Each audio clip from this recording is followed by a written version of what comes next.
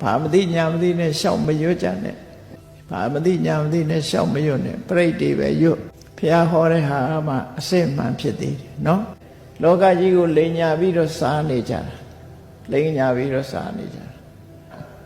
မန္တရာတွေစုပ်ပြီးတော့ဟိုဝိဇ္ဇာလို့ဇောကြီးလို့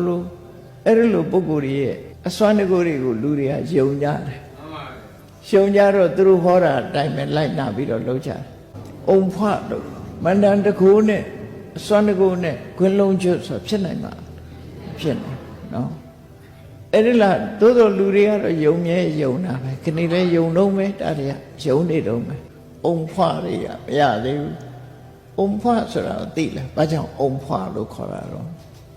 ဗမာစကားမှာအုံဖွပါဠိစာပေမှာအုံဆိုတဲ့စကားလုံးကအဥမအခရာသုံးလုံးပေါင်းထားတယ်နော်အရဲ့ဥရဲ့မရဲ့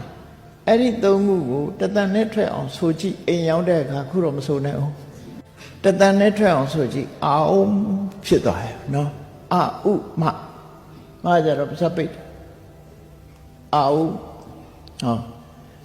အဲ့ဒါကဟိန္ဒူတွေကရွတ်ဖတ်တဲ့သူတို့ကိုးကွယ်တဲ့ဘုရားသုံးစုကိုရည်ညွှန်းပြီးတော့ရွတ်ဖတ်တာအာကဗြဟ္မာဥကဗိရှနုမကတိဝရှိဗံအဲ့ဒီ